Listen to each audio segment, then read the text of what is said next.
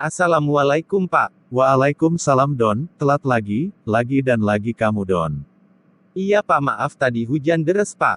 Oke, sebelum kamu masuk jawab dulu pertanyaan saya, materi minggu lalu Don. Iya Pak, insya Allah.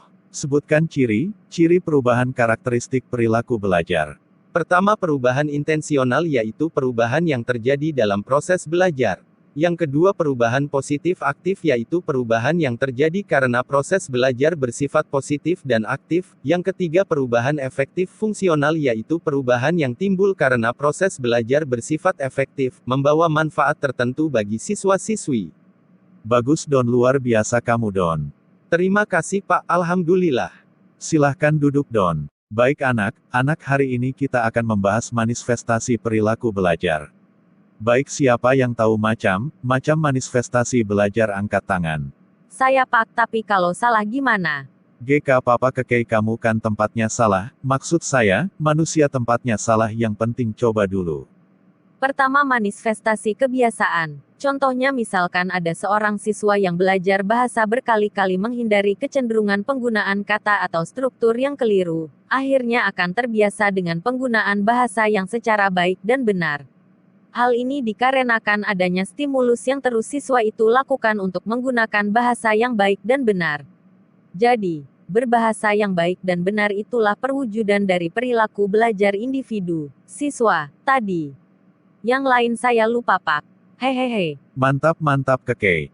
Baiklah, Bapak lanjutkan yang kedua, manifestasi keterampilan. Keterampilan ialah suatu kemampuan untuk melakukan suatu pola-pola tingkah laku yang kompleks dan tersusun rapi secara mulus dan tentunya sesuai dengan keadaan untuk mencapai hasil tertentu. Contohnya adalah ketika ada seseorang yang memiliki keterampilan bermain gitar.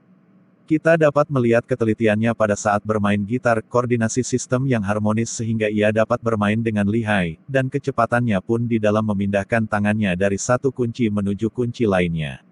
Hal yang serupa juga dapat kita lihat kepada seseorang ketika seseorang tersebut sedang menggambar, melukis, bersepeda, menyetir, dan masih banyak lagi.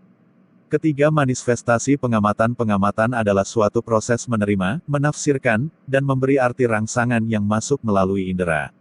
Contohnya lagi, misalkan ada seorang anak kecil yang sedang mendengarkan sebuah radio, dia pasti mengira bahwa di dalam radio tersebut ada seorang penyiar yang sedang menyiarkan di dalamnya, tetapi melalui proses belajar lambat laun akan diketahuinya bahwa yang ada di dalam radio tersebut hanyalah suaranya saja, sedangkan penyiarnya berada jauh di studio pemancar. Keempat, manifestasi berpikir asosiatif dan daya ingat. Berpikir asosiatif adalah berpikir dengan cara mengasosiasikan sesuatu dengan yang lainnya.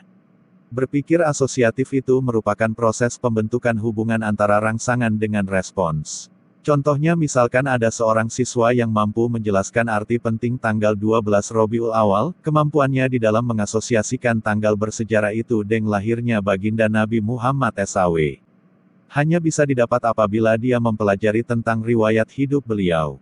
Dan yang kelima adalah manifestasi berpikir rasional dan kritis. Berpikir secara rasional dan kritis merupakan suatu perwujudan perilaku belajar yang terutama yang berkaitan dengan pemecahan terhadap suatu masalah. Contohnya misalkan ada seorang siswa yang mendapat suatu masalah yakni kartu untuk mengikuti UAS-nya ditahan oleh salah satu guru ketika UAS akan dilaksanakan 15 menit lagi.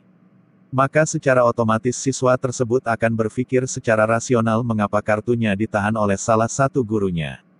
Setelah dia menemukan jawaban ternyata dia belum melunasi seluruh persyaratan untuk mengikuti UAS, maka dia segera mendatangi ruang administrasi untuk membuat perjanjian pembayaran agar mendapat keringanan untuk bisa mengambil kartu tesnya dan mengikuti UAS. Pak, kalau ragam belajar itu apa Pak?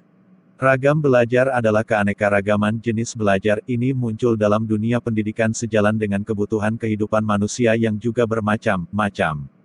Adapun ragam belajar dapat dibedakan menjadi 8 ragam, yaitu ragam abstrak, ragam keterampilan, ragam sosial, ragam pemecahan masalah, ragam rasional, ragam kebiasaan, ragam apresiasi dan ragam pengetahuan.